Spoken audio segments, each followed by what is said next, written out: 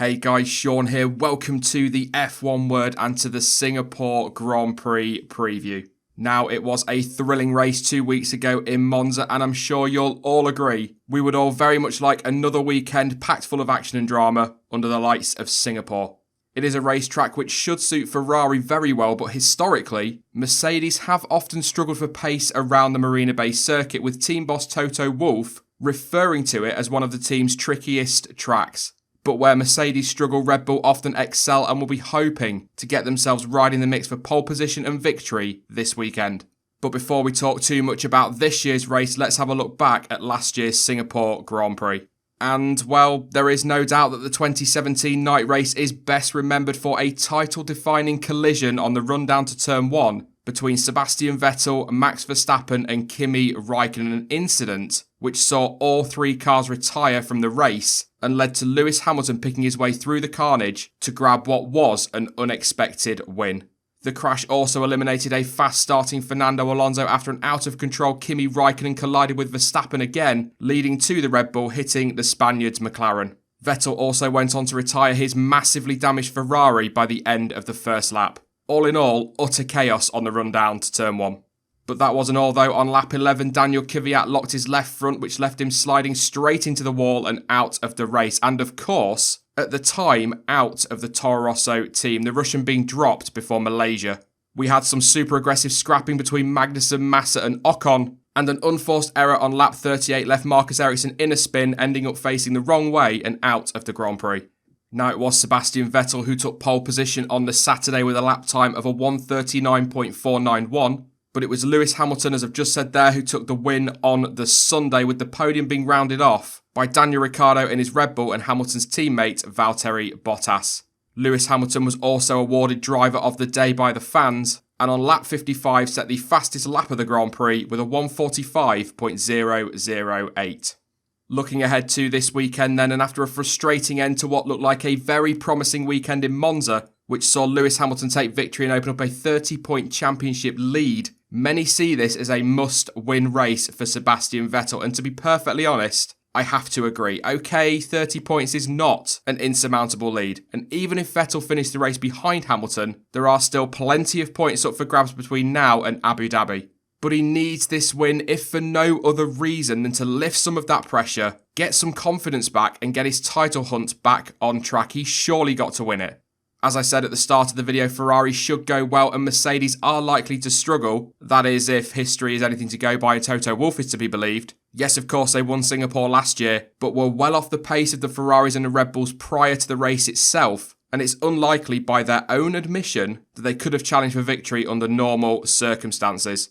But that doesn't all mean that Ferrari will go unchallenged this weekend. I mean, for starters, you can never totally rule out Mercedes, but also Red Bull should be right up there. It is a track that very much suits their car, and I would be very, very surprised if they are not at least matching the Ferrari boys on race pace.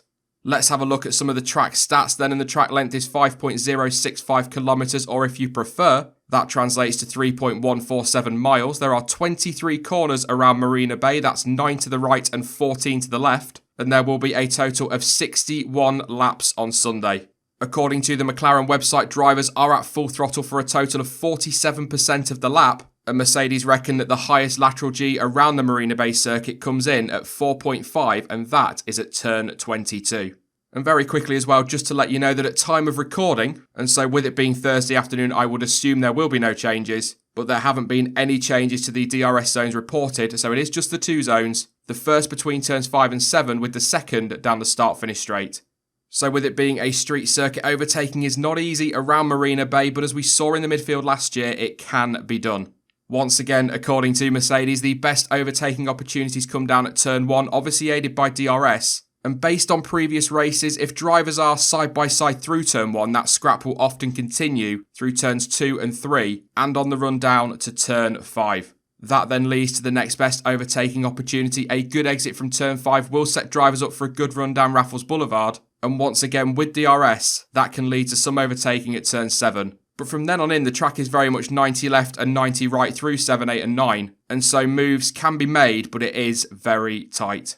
The tyres available for this weekend are the soft, the ultra soft and the hyper soft. And in terms of driver selection, both the Mercedes are going with 6 sets, the least in the field. Ferrari are taking 3 more sets of those Hypersofts, 9 in total, and that is mirrored by Force India and both the Haas boys.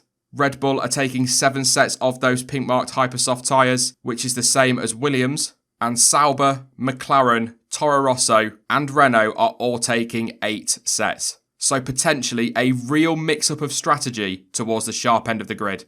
On to my one to watch for this weekend then, and I've gone with Max Verstappen. As I've already mentioned in this preview, Red Bull should be strong around the streets of Singapore and will be right in the mix for both pole position and victory. Of course, that means we have to throw Daniel Ricciardo in there as well, but the reason I've chosen Max Verstappen over his teammate is purely based on his current form. Max received a lot of criticism for his performances during the first 6 races, the podium in Spain of course aside, but since Canada, the Dutchman has stepped up his game massively and has turned his season around. He got his head down, he has been quietly plugging away, delivering good results and performing well. He deserves more credit than he's getting for that, and I think this could well be his weekend. And let's not forget as well that 12 months ago, ignoring that crash, he started on the front row in Singapore and went on to have an impressively strong finish to 2017. So I really do think that Max will be in with a shout of a very good result come Sunday. Now, usually at this point I would do my predictions for the weekend, but I'm going to drop them from the previews and move them to another video or stream. The truth is, as we have obviously had no track action when I make these videos, they are just guesses and I feel it will be better to make them after practice. So that is it then for the Singapore Grand Prix preview, and although I'm not going to be doing any of my predictions, I'm still going to be cheeky and ask you guys for yours. Who do you think will take pole position on Saturday? Who do you reckon will go on and grab the victory on Sunday? And also, which driver out there is your one to watch? Let me know your thoughts in the comment section down below. I will be back soon with more content as ever, and don't forget to join us once again over the course of this weekend for the usual session roundups and reports, watch-alongs, and as ever, the live race debrief. In the meantime, know you can follow me on social media. Links to Twitter, Instagram, Facebook, and to Discord are all in the description down below. But as ever, thank you for watching. I've been Sean, this has been the F1 Word, and until next time, goodbye.